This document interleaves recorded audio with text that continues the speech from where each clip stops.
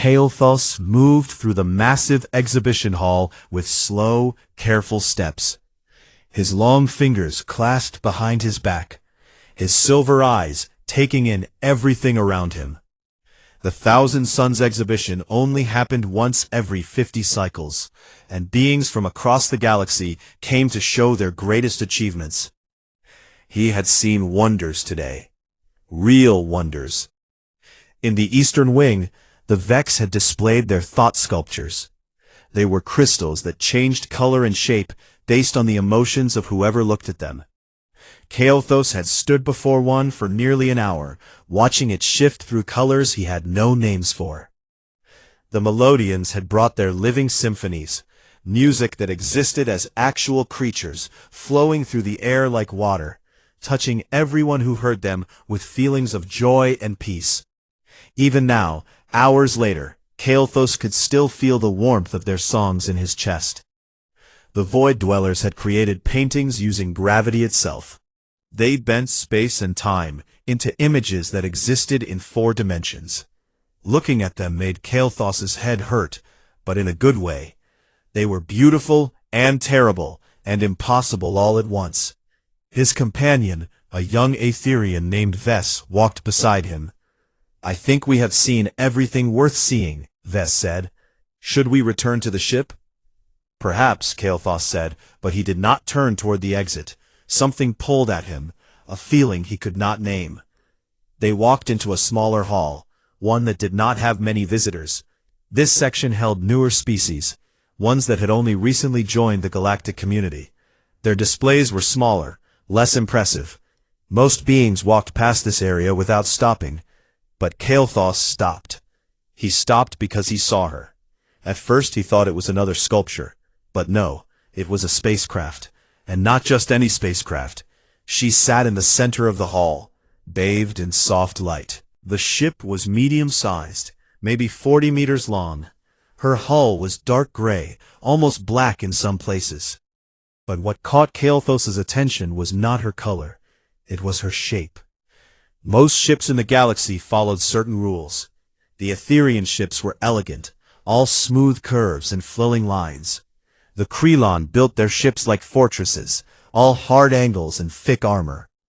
The Zephyri made ships that looked like they were always in motion, even when standing still. This ship was different. She had curves, yes, but they were not gentle. They were aggressive, purposeful. Every line of her hull seemed to say, "I am built for a reason." She was sleek, but not delicate, strong, but not clumsy. And she was scarred. Kael'thas moved closer, his breathing shallow. The ship's hull bore marks that no art piece should have. There were scratches from weapons fire, patches where different metals had been welded over holes, burn marks from engine overheats, sections where the paint had been scorched away and never replaced. But someone had cared for her. Every repair was clean. Every patch was smooth. The scars were not hidden, but they were honored, worn like medals. "What are you looking at?" Ves asked, coming to stand beside him. Kael'thas could not answer right away. He walked around the ship slowly, taking in every detail. The engines were larger than they should be for a ship this size. Someone had modified them, pushed them beyond their original design. The weapons ports were empty now, but he could see where guns had been mounted. Removed for the exhibition, probably. There were words written on the hull, in a language he did not recognize. Strange symbols that looked both ancient and new at the same time. "She's the most beautiful thing I've ever seen," Kael'thas whispered. Ves made a sound of confusion. "Beautiful?" Kael'thas, look at it. The hull plating is mismatched. I can see at least 5 different types of metal used in repairs. This is not art. This is barely functional. But Ves did not understand. Kael'thas had spent his entire life studying beauty. He had seen the greatest works of 1,000 worlds. He knew beauty when he saw it. And this ship was beautiful, not because she was perfect, but because she was real. The Vex crystals were beautiful, yes, but they were meant to be looked at, never touched. The Melodian symphonies were wonderful, but they existed only to bring joy. The Void Dweller paintings were impressive, but they served no purpose except to impress. This ship was different.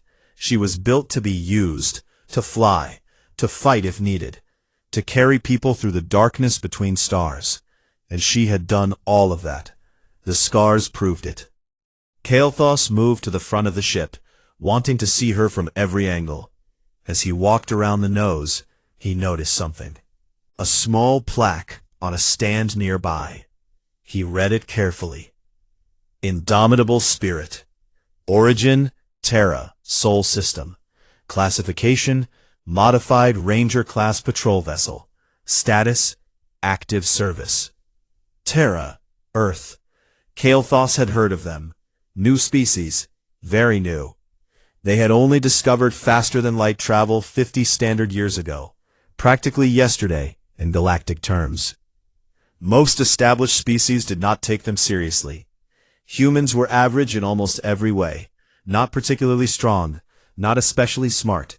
They lived short lives and came from the small, unremarkable world. But looking at this ship, Kael'thas felt something shift in his understanding. Active Service, he read out loud. Ves, this is not an exhibit.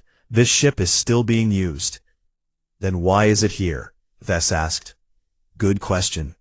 Kael'thas walked closer to the ship, reaching out to touch the hull. The metal was cool under his fingers. He could feel the texture of the repairs, the places where new metal met old. Sir, I do not think you should touch the displays, Ves said nervously. But Kael'thas was not listening. He was trying to understand. This ship had stories. Every scar was a story. Every repair was a choice someone had made. Keep flying. Keep going. Do not give up. What kind of beings built ships like this? What kind of beings looked at something broken and decided to fix it rather than replace it? What kind of beings wore their scars with pride? He wanted to know. He needed to know.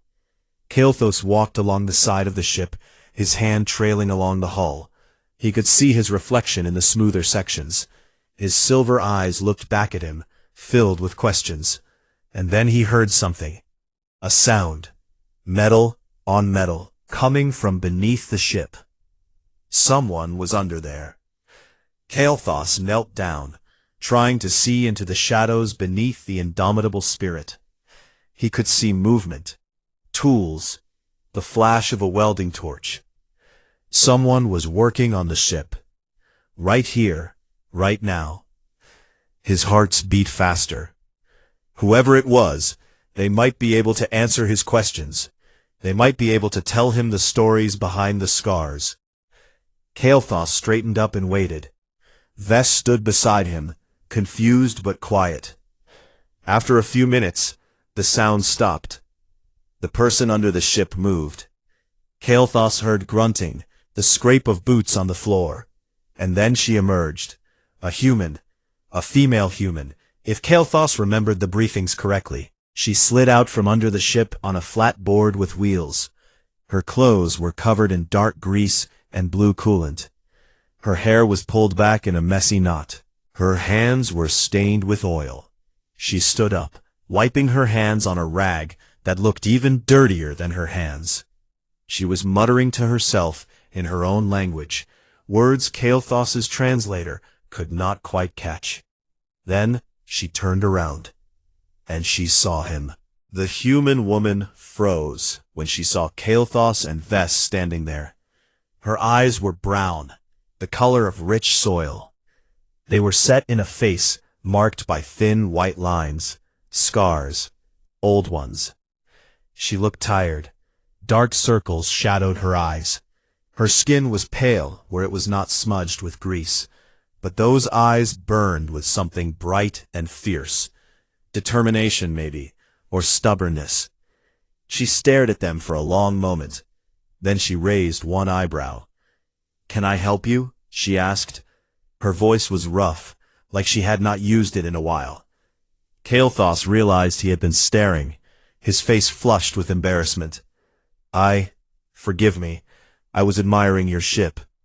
Admiring? The human looked at him, then at her ship, then back at him. "You must not get out much. Vess made a small sound of offense, but Kael'thas held up a hand. I am Kael'thas, curator of the Aetherian Cultural Archives. This is my assistant, Vess. Your ship is beautiful. The human's expression softened slightly. She tossed the dirty rag over her shoulder. Captain Sarah Chen, she said. And thanks, I guess. Though beautiful is not usually the word people use for the spirit. What words do they use? Kael'thas asked. Sarah smiled, but it was a tired smile. Stubborn, patched together, a flying junkyard. I have heard them all.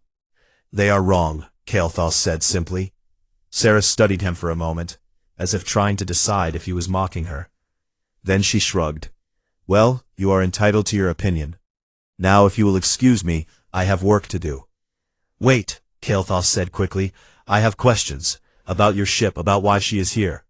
This is the Thousand Suns exhibition. These are meant to be displays, works of art, or cultural importance. But you are making repairs. Sarah sighed and leaned against the spirit's hull. She looked even more tired now. I did not exactly plan to be here. Vess asked, speaking for the first time. Sarah looked at the young Aetherian, then back at Kael'thas. She seemed to be deciding how much to tell them. 3 days ago, she said finally, I was escorting a refugee convoy. Families from the Outer Rim, running from the corporate wars. Just normal people trying to get somewhere safe. She paused, reaching up to rub the back of her neck. Pirates hit us. 6 ships. Fast attack vessels with military-grade weapons. They wanted the refugees. Probably to sell them as labor to the mining colonies. Kael'thas felt his blood chill. The galaxy had laws against such things, but in the far reaches of space, laws meant little. You fought them? He asked quietly. Of course I fought them, Sarah said, her voice hard. What else was I supposed to do? Let them take families? Children? But you were alone, Vess said, against 6 ships. Sarah's smile was sharp now, with no humor in it. Yeah, alone. Just me and the spirit against 6 bastards who thought they could do whatever they wanted. And you won, Kael'thas said. It was not a question. The ship was here, damaged but intact. Sarah was here, tired but alive. One is a strong word, Sarah said. I survived. The refugees survived. The pirates decided attacking us was more trouble than we were worth. But the spirit took some hits. My FTL drive is running at 60%. I have coolant leaks in 3 places, and my port stabilizer is held together with hope and welding wire. She gestured at the ship behind her. Concordia Prime was the nearest station that might have parts I could use, or at least materials I could jury-rig into working. So I lived here. Requested emergency docking. They gave me this space in the exhibition hall because it was the only bay large enough that was not being used. Kael'thas looked at the ship with new understanding. Every scar had a story, he had thought. Now, he was hearing one of them. You fought 6 ships to protect strangers, he said slowly. Sarah shrugged. They needed help. But you could have run, Vess said. You could have jumped to FTL and escaped. No, Sarah said flatly. I could not. The refugee ships did not have FTL drives. Old atmospheric transports, retrofitted for short space hops. If I left, the pirates would have taken them, so I stayed. That is, Vess struggled for words, that is incredibly dangerous, and possibly foolish. Sarah's eyes flashed. Yeah? Well, nobody asked you. Kael'thas stepped between them. What Vess means to say is that we are impressed. Most species would have calculated the odds and retreated. It is the logical choice. Logic does not help those kids, Sarah said. Logic does not keep families together. Sometimes you do what is right, not what is logical. Kael'thas felt something shift in his chest. This human woman, covered in grease, exhausted from days of fighting and repairs, spoke about right and wrong like it was simple. Like it was the only thing that mattered. Tell me about Earth, he said suddenly. Tell me about your people. Sarah blinked at the change in subject. Why? Because I want to understand, Kael'thas said. "I have studied beauty all my life. I have seen the greatest works of 1,000 worlds. But I have never seen anything like your ship. And I think understanding your people might help me understand why." Sarah was quiet for a moment. Then she nodded. "All right," she said, "but I need to eat. I have been working for 6 hours straight. There is a food court on the upper level. You can buy me a meal and I will talk." Kael'thas smiled. Agreed. They walked through the exhibition hall together. Sarah moved with a slight limp, favoring her left leg. Another old injury, probably. She did not seem to notice or care. The food court was busy with beings from dozens of species. Sarah ordered something called a protein bar and a cup of dark liquid that smelled bitter. Coffee, she called it. They found a table away from the crowd. Sarah bit into her protein bar and chewed thoughtfully. "Earth," she said. "Where do I even start?" "The beginning," Kael'thas suggested. Sarah snorted. "That would take years. Let me give you the short version." She took a drink of her coffee and continued. "Humans are not special. Not really. We are not the strongest. The Krelon can live 10 times what we can. We are not the fastest. The Zephyri can outrun us without trying. Your people, the Aetherians, have us beat in raw intelligence." "Then what are you?" Vess asked. Sarah smiled, and this time it was real. "Stubborn, adaptive, too stupid to know when we are beaten." She set down her coffee cup. "We come from a world that tried to kill us. Ice ages, plagues, predators, disasters. Earth threw everything at us, and we survived. Not because we were strong, but because we refused to die." "Refused?" Kael'thas asked. "Yeah, refused." Sarah leaned forward. "Every time something knocked us down, we got back up. Every time we hit a problem we could not solve, we learned. We adapted. We changed. We made tools. We made fire. We made language, and art, and mathematics, and medicine." Her eyes were bright now, passionate. "We went from living in caves to walking on our moon in less than 10,000 years. We invented flight a little over 100 years before we invented FTL. We do not have natural weapons, so we made them. We do not have armor, so we built it. We are not fast, so we created machines that are." He was beginning to understand. "You do not create beautiful things and then protect them," he said quietly. "What?" Sarah asked. "You use beautiful things," Kael'thas continued. "You break them as you must, and then you rebuild them, make them more beautiful." Sarah thought about that. Then she smiled. "Yeah," she said, "I guess we do." Over the next 2 days, Kael'thas found himself returning to the exhibition hall. He told himself it was professional interest. He was a curator after all. Studying different cultures was his job. But he knew the truth. He was fascinated. Sarah worked on her ship almost constantly. She would disappear beneath the spirit for hours, emerging only when her body demanded food or rest. Kael'thas watched her work, asked questions, and slowly began to understand not just the ship, but the woman who flew it. "Hand me that torque wrench," Sarah said from under the ship. Her voice echoed slightly in the space. Kael'thas looked at the array of tools spread on the floor. "Which one is that?" A grease-stained hand emerged, pointing. "The one that looks like a metal stick with a handle." Kael'thas picked it up and placed it in her hand. The hand disappeared back under the ship. He heard the sound of metal on metal, then a grunt of effort. "This coolant line should have been replaced 3 years ago, but parts are expensive and I kept putting it off." "You work on your own ship?" Kael'thas asked. "Most captains hire engineers." "Most captains can afford engineers," Sarah replied. There was no bitterness in her voice, just fact. "I learned to do my own repairs early. Cheaper that way. Plus, nobody knows the spirit like I do." "How long have you had her?" 8 years. Bought her third hand from a salvage yard. She was barely flying then. The previous owner had run her into an asteroid field and given up on the repairs. And you fixed her, Kael'thas said.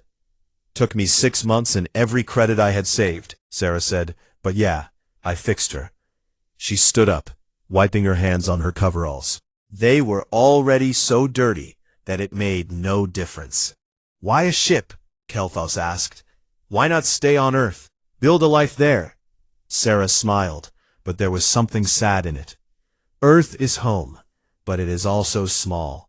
When I was young, I used to look up at the stars and wonder what was out there. When we discovered FTL, when the galaxy opened up, I knew I had to see it. She walked to the ship's hull and placed her palm flat against it. Out here I am free. I go where I want, help who I want, make my own choices. The Spirit is not just my ship. She is my home, my partner, the only family I need. Vess, who had been watching quietly, spoke up. That sounds lonely. Sarah shrugged. Sometimes. But I meet people, make friends in different ports. And when I need to be alone, truly alone, I can jump to an empty system and float in the dark. Just me and the stars. Kael'thas understood that. For silence. Tell me more about human history, he said. You mentioned ice ages and plagues. What else? Sarah sat down on a cargo crate, gesturing for them to join her. What do you want to know? Everything, Kael'thas said honestly. So Sarah told them. She told them about the wars. Humans had fought each other for thousands of years, over land, resources, ideas, beliefs. Terrible wars that had killed millions. But we learned, Sarah said, slowly, painfully. We learned that working together was better than fighting. We formed nations, then alliances, then finally a unified world government. Took us way too long, but we got there. She told them about the disasters, earthquakes, volcanoes, floods, droughts. Earth is beautiful, Sarah said, but she is also violent. She does not care if we live or die. We had to learn to survive her moods, build stronger, plan better, help each other when disaster struck. She told them about the diseases, plagues that swept across continents, viruses that killed faster than doctors could treat them. We fought back, Sarah said, invented medicine, created vaccines. Sometimes we lost. Sometimes entire cities fell, but we learned from every defeat, made ourselves stronger. Kael'thas listened to all of this with growing amazement. You have faced so much, he said quietly. Every species has, Sarah replied. That is not special. What matters is what we did about it. And what did you do? Sarah's eyes gleamed.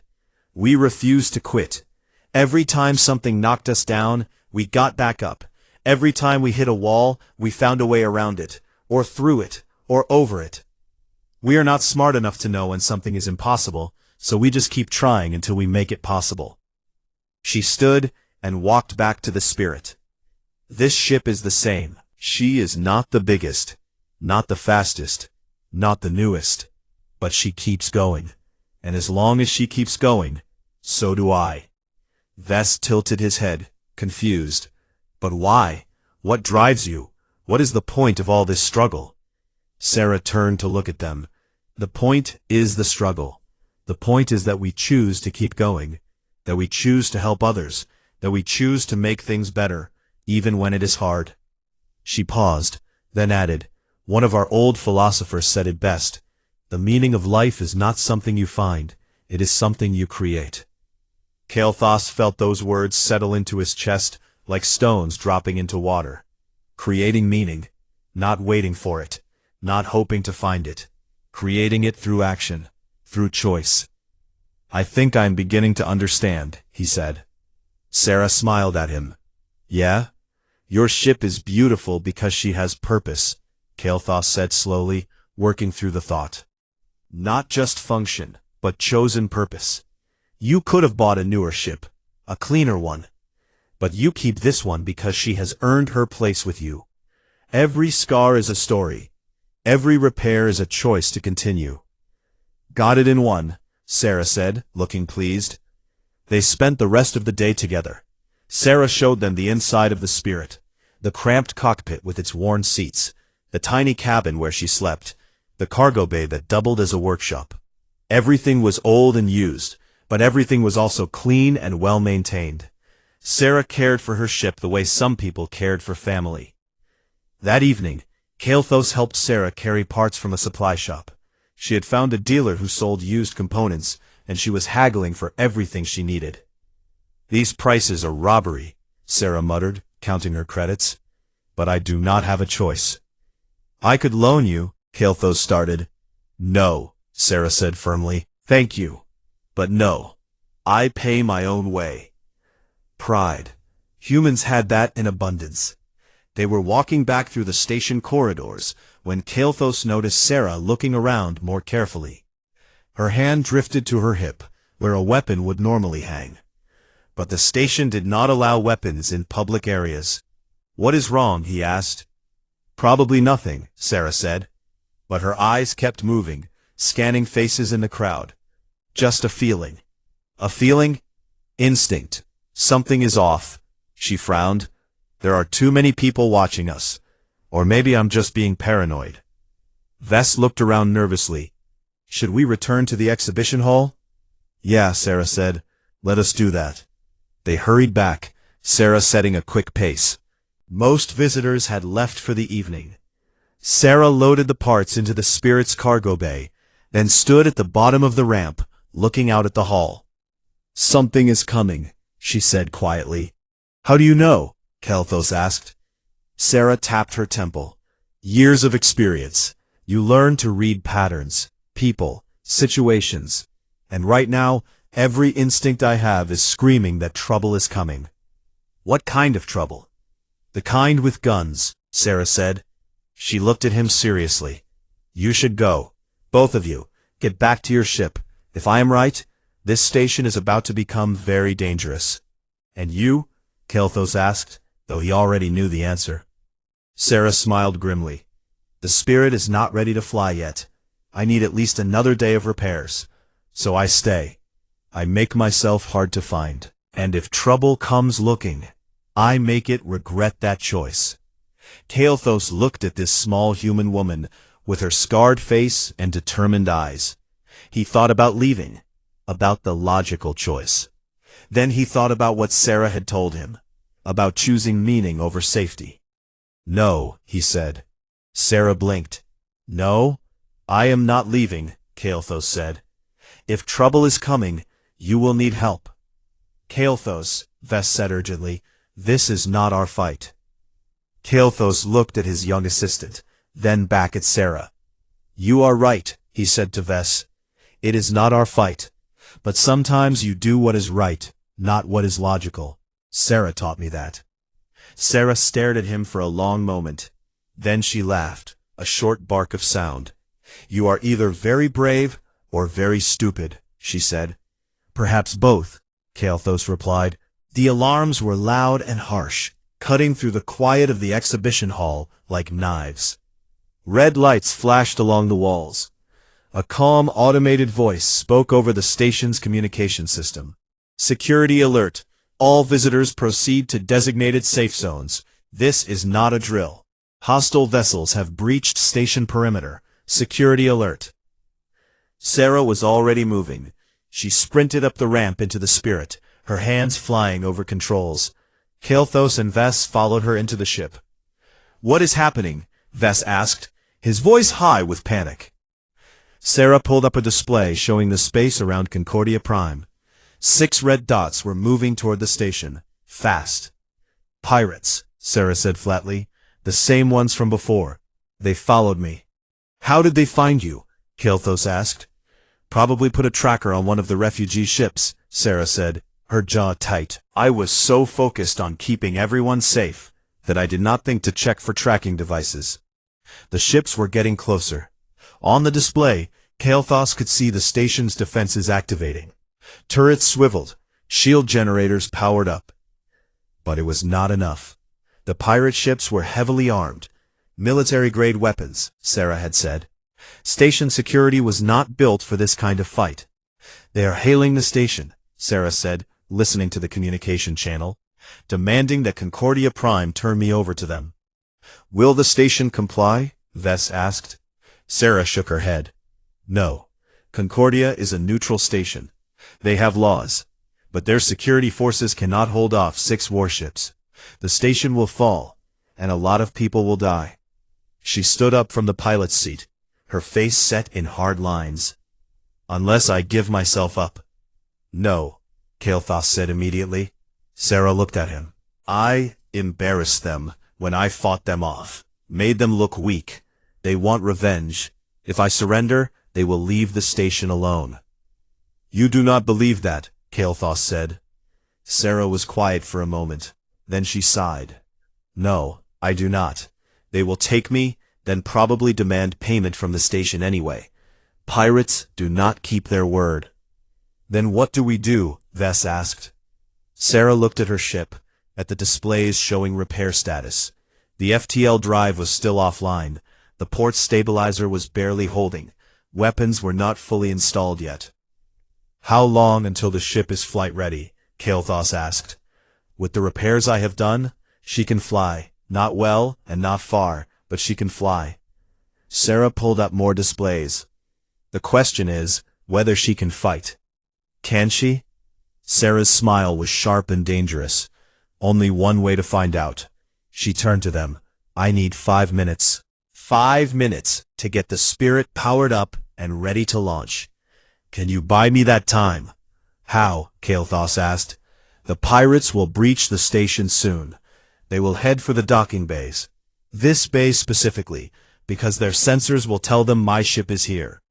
Sarah looked at him intently. I need someone to hold them off, just for 5 minutes.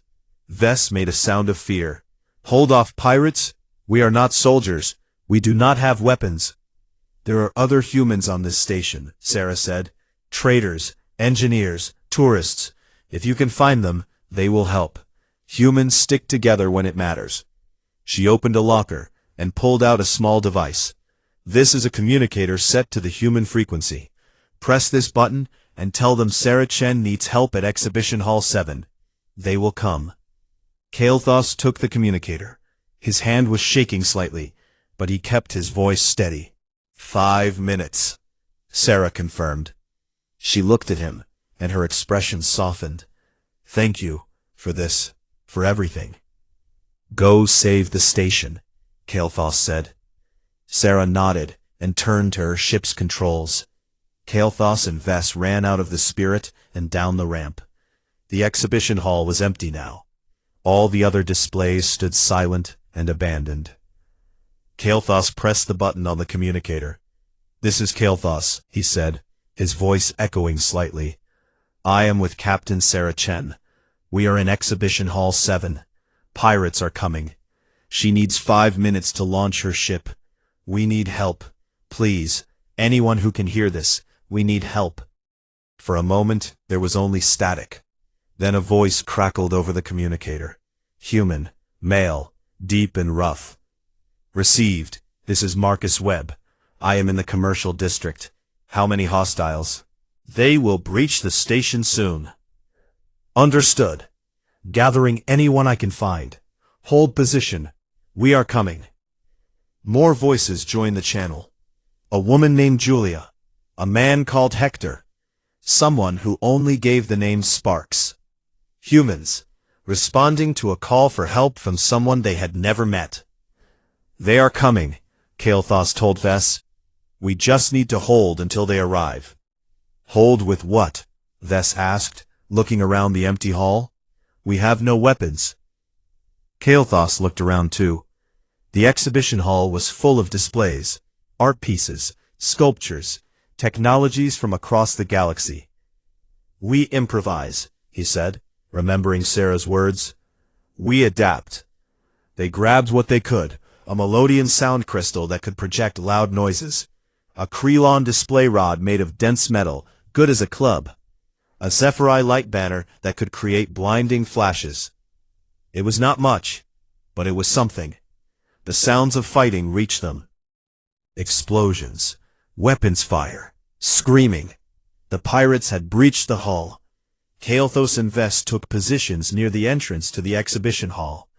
Behind them, they could hear the Spirit's engines powering up. The ship groaned and shook, systems coming online, one by one. "Come on, Sarah," Kael'thas whispered. "Hurry." Then he saw them. 5 figures in armored suits, moving down the corridor toward the hall. Pirates, heavily armed, moving with military precision. Kael'thas raised the sound crystal. His heart hammered in his chest. He had never been in a fight before, never even held a weapon. But Sarah had fought 6 ships alone to protect strangers. He could hold a hallway for 5 minutes. The pirates saw them and stopped. One of them laughed, the sound harsh through his helmet speakers. "Look at this. The station sends curators to fight us. This will be easy." "Leave now," Kael'thas said, surprised by how steady his voice sounded. "You are not welcome here." "We are not here for the station," the pirate leader said. "We are here for the human, the one called Chen. Give her to us, and we will leave." "No," Kael'thas said simply. The pirate raised his weapon. "Then you die." A voice boomed from behind Kael'thas. "I do not think so." Kael'thas turned to see humans pouring into the hall from the other entrance. 20 of them, maybe more. They carried improvised weapons, pipes, tools, whatever they could find. Marcus Webb stood at the front. He was a large man, scarred and solid. He held a plasma cutter like a sword. "You want Chen?" Marcus called out. "You go through us first." The pirates looked at each other. 5 armored soldiers against 20 unarmed humans and 2 Aetherians. The math should have been simple. But the pirates did not know humans. Marcus roared and charged. The other humans followed. What happened next was chaos. The pirates fired their weapons, but the humans did not stop. They scattered, using cover, moving in ways that made them hard to hit. Julia threw something that exploded in a cloud of foam, clogging one pirate's helmet visor. Hector swung a metal pipe into another's knee joint, right where the armor was weakest. Sparks had somehow rigged up a device that sent electrical pulses, disrupting the pirates' communication systems. The humans fought dirty. They did not stand and trade shots. They ducked and dodged. They worked together, coordinating without words. When one got knocked down, 2 more took their place. Kael'thas used the sound crystal, projecting blasts of noise that disoriented the pirates. Vess swung his metal rod, actually hitting one pirate in the helmet hard enough to crack the visor. It was not a fair fight. But humans did not fight fair. They fought to win. The pirates began to retreat, backing toward the corridor. They had expected an easy capture. They had found a war instead. "Fall back," the pirate leader shouted.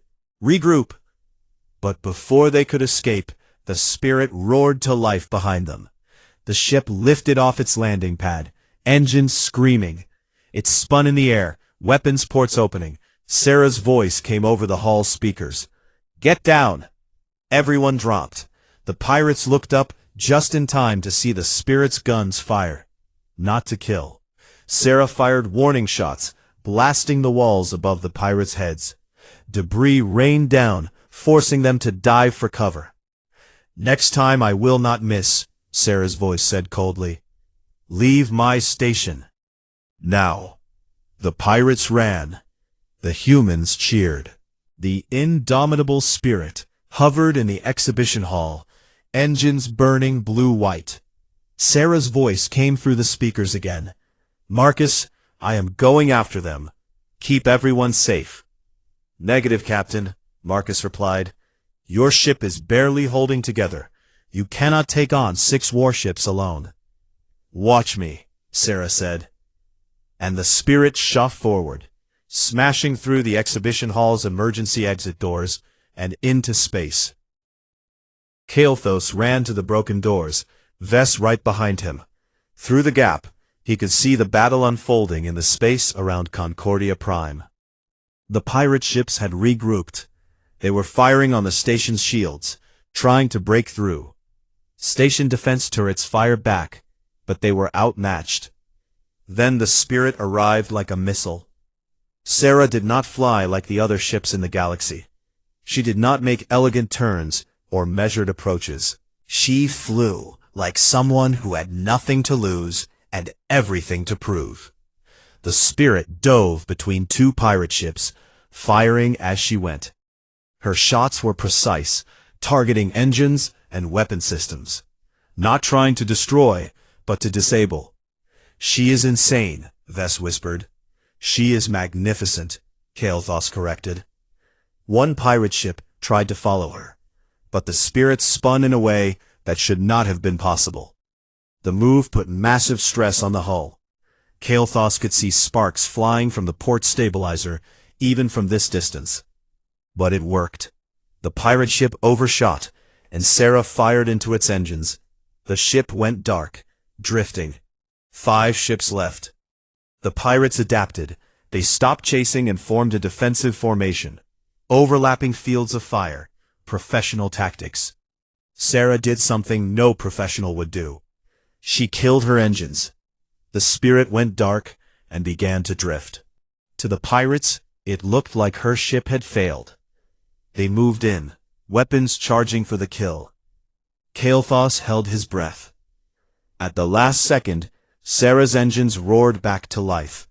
But not the main engines, the maneuvering thrusters. All of them, at once. The Spirit spun like a top, her nose coming around in an impossibly tight turn. And as she spun, she fired. Her weapons tore into the closest pirate ship. Not the engines this time, the bridge. The ship went silent. 4 ships left. The remaining pirates broke formation. This was not worth it. Whatever vendetta they had against Sarah Chen was not worth dying for. They turned to run. But Sarah was not done. The Spirit pursued them, limping now. Coolant leaked from her hull in glowing streams. The port stabilizer was barely attached, but she kept going. Sarah fired again and again. Not to kill, to scare, to send a message. The pirates jumped to FTL, vanishing into the dark. The Spirit floated there for a moment, engines flickering. Then she slowly, carefully, made her way back to the station. Kael'thas watched her approach. The ship looked worse than before. New scars covered old ones. Systems were failing. She was held together by determination and not much else. She was the most beautiful thing he had ever seen. The Spirit limped back into the exhibition hall, settling onto her landing pad with a groan of stressed metal. The engines powered down. For a moment, everything was quiet. Then the ramp lowered and Sarah emerged. She walked down slowly, limping more than before. Her face was pale. Her hands were shaking. But she was smiling. The humans rushed to her, cheering. Marcus grabbed her in a bear hug that lifted her off her feet. "You crazy, wonderful fool," he said. "I thought you were dead for sure," Sarah said, her voice hoarse. Kael'thas walked up to her as the crowd celebrated. She saw him, and her smile widened. "Did we do it?" she asked. 5 minutes? "You did more than survive," Kael'thas said. "You won." Sarah shook her head. "We won, all of us." She looked at the gathered humans, then at Kael'thas and Vess. "We held them off together." Station security arrived then, along with medical teams. They wanted to check Sarah for injuries. She waved them off at first, but Marcus pushed her toward them. "Let them help, Captain," he said firmly. Sarah sighed, but went with the medical team. Kael'thas stayed in the exhibition hall, looking at the Spirit. She was leaking fluids now. Coolant, fuel, hydraulic fluid. She looked like she might fall apart at any moment. But she had not fallen apart. Not when Sarah needed her most. Over the next few hours, the station returned to normal. The pirates were gone. The breach in the hull was sealed. Station security made reports. And humans swarmed the Spirit to help with repairs. Marcus was a ship engineer. He took charge, organizing teams. Julia turned out to be a systems specialist. Sparks was a weapons tech. Others had different skills. They worked through the night, not because Sarah asked them to, but because she was one of them, a human, and humans helped their own. Kael'thas watched them work. He saw how they shared knowledge, how they taught each other, how they laughed and joked, even while doing difficult, dangerous repairs. This was what made humans special, he realized, not their strength or intelligence, their willingness to help each other, to stand together against impossible odds. By morning, the Spirit was not fully repaired, but she was flight-worthy, stable enough to make it to a proper shipyard. Sarah stood at the bottom of the ramp, looking up at her ship. Kael'thas walked over to join her. "You are leaving," he said. It was not a question. "Yeah," Sarah said. "I have stayed too long already. The station is safe, but there are other places that need help, other people who need someone to stand up for them." "You can stay," Kael'thas said. "Concordia would welcome you. You saved the station." Sarah smiled. "I appreciate that, but staying is not who I am. I am a wanderer. The Spirit and I, we belong out there." She pointed at the stars visible through the station windows. Kael'thas nodded. He had known she would say that. "I was wrong," he said suddenly. Sarah looked at him. "About what?" "When I first saw your ship, I said she was the most beautiful thing I had ever seen. And now?" Kael'thas looked at Sarah. At this scarred, stubborn, brave human woman, who had fought impossible odds because it was the right thing to do, who had inspired 20 strangers to risk their lives for her, who flew a broken ship like it was the greatest vessel in the galaxy. "I was wrong," he said. "The Spirit is not the most beautiful thing I have ever seen." Sarah looked a little disappointed until he continued. "You both are. Together, the ship and the captain. Separate, you are impressive. Together you are something more. A symbol of everything humanity stands for." Sarah blinked rapidly, and Kael'thas realized she was fighting tears. "That is the nicest thing anyone has ever said to me," she said quietly. They stood in silence for a moment. Then Sarah held out her hand. "Thank you," she said. "For everything. For seeing past the scars. For standing with me." Kael'thas took her hand. The human gesture of respect and friendship. "Thank you," he said, "for teaching me what beauty really means." Sarah smiled, squeezed his hand, and then turned to walk up the ramp into her ship. Kael'thas stepped back as the Spirit's engines powered up. The ship lifted off smoothly, for once not groaning or shaking. She flew to the station exit, paused for a moment as if saying goodbye, and then jumped to FTL. Gone. Kael'thas stood there for a long time, staring at the empty space where the Spirit had been. Vess came to stand beside him. "What now?" the young Aetherian asked. Kael'thas thought about that. He thought about everything he had learned, about scars and repairs, about choosing purpose over perfection, about standing up when it mattered. "Now," he said, "I write a report." "A report?" "For the Galactic Council," Kael'thas said. "About humanity. What they could be to the galaxy." He pulled out his datapad and began to compose the message.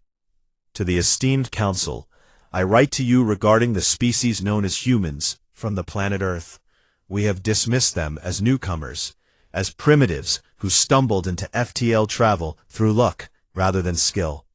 We have cataloged their weaknesses, short lives, average intelligence, limited physical capabilities. We have been wrong. Humanity does not excel because they are strong or smart or gifted. They excel because they refuse to quit, because they turn every defeat into a lesson, because they look at the impossible and attempt it anyway. They build ships not to be admired, but to be used. They wear their scars with pride, because scars mean survival. They help strangers without expectation of reward, because it is the right thing to do.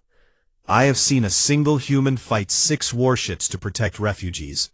I have seen 20 humans charge armed soldiers with improvised weapons. I have seen them laugh while repairing a ship that should have been scrapped years ago. They are magnificent in their stubbornness, beautiful in their refusal to accept defeat. The galaxy needs humanity. Not because they are perfect, but because they understand that perfection is not the goal. Progress is the goal. Survival is the goal. Helping others is the goal. I recommend that we welcome humanity fully into the galactic community. Not as curious newcomers, but as equals. As teachers even. Because they have something to teach us all, that the most beautiful things are not the ones that never break. The most beautiful things are the ones that break and get rebuilt stronger. Respectfully submitted, Kael'thas, curator of the Etherian Cultural Archives. He sent the report and put away his datapad. Do you think they will listen? Vess asked. Kael'thas smiled. I do not know, but I had to try. Sarah taught me that too.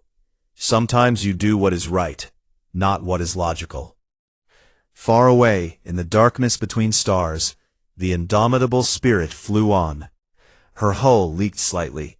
Her port stabilizer rattled. Her FTL drive hummed with a frequency that was not quite right. But she flew. And in her cockpit, Captain Sarah Chen smiled and sang an old Earth work song. Behind her, the universe was full of stars. Ahead of her, the universe was full of possibilities. And she was ready for all of them.